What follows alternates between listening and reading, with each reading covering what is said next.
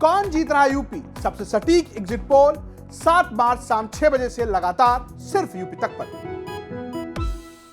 कुशीनगर की भी सभी सीटों पर भारतीय जनता पार्टी के प्रत्याशी जीत रहे हैं और प्रदेश में भी प्रचंड बहुमत के साथ हमारी विजय हो रही है। जो पराजय के द्वार पर खड़ा रहता है वो इस प्रकार के अनर्गल आरोप लगाने का प्रयास करता है, सोचता है इससे सहानुभूति मिलेगी। मुझे लगता है कि इस प्रकार की चीजों को सभी लोग भली। भारतीय जनता पार्टी फिजिकली हमला नहीं करती है।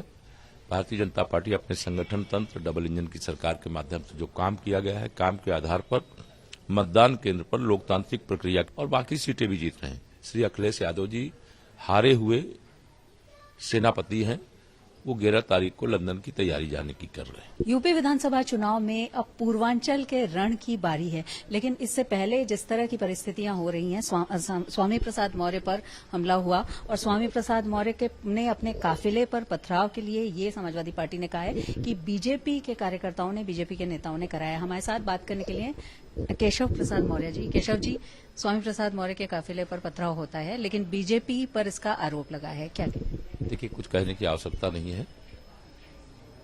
सारा रिजल्ट 10 तारीख को सामने आ जाएगा।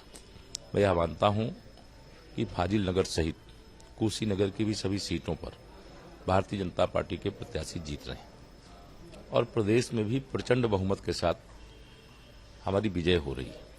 जो पराजय के द्वार पर खड़ा रहता है वो इस प्रकार के अनर्गल आरोप लगाने का प्रयास करता है, सोचता है इससे सहानुभूति मिलेगी। मुझे लगता है कि इस प्रकार की चीजों को सभी लोग भली प्रकार समझते हैं। अखिलेश यादव जी ने भी कहा है कि एक एक कार्यकर्ता पर समाजवादी पार्टी के इसको हमला माना जाना चाहिए।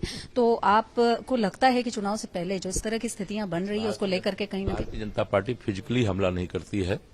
भारतीय जनता पार्टी अपने संगठन तंत्र, डबल इंजन की सरकार के माध्यम से जो काम किया गया है, काम के आधार पर मतदान केंद्र पर लोकतांत्रिक प्रक्रिया के तहत लड़ती है और उस लोकतांत्रिक प्रक्रिया में हम नंबर 1 पर हैं। हम बहुत बड़े अंतर से उस सीट को जीत रहे हैं और बाकी सीटें भी जीत रहे हैं। श्री अखिलेश यादव जी हारे हुए सेनापति हैं, वो 11 तारीख को लंदन की तैयारी जाने की कर रहे हैं। लेकिन अखिलेश यादव जी के जो जातीय समीकरण की परीक्षा है, जिस तरह से उन्होंने सहयोगी दलों से गठबंधन किया है, चाहे राजभर हो या अन्य दलों, उसकी भी परीक्षा पूर्वांचल में होगी। आपने कल बलिया में कहा था कि समाजवादी पार्टी है, लेकिन उनको पूर्वांचल पर बहुत ज्यादा भरोसा है इस समीकरण पर। देखिए, जातिवाद की राजनीति तो वैसे 2014 में ही समाप्त हो गई थी, लेकिन उन्होंने 2014 से नहीं सीखा। 2017 में भी उसी रास्ते पर रहे, फिर भी जनता ने उसे नकार दिया। फिर 2019 में भी इन लोगों ने जातिवाद का ही रास्ता, तुष्टीकरण का रास्ता चुना।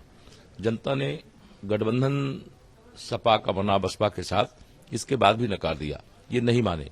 लेकिन इस बार ऐसा इनको जनता जवाब देगी कि जातिवाद की राजनीति करना भूल जाएंगे, यानी आगे नहीं वो जा पाएंगे। नहीं, सवाल ही नहीं उठता।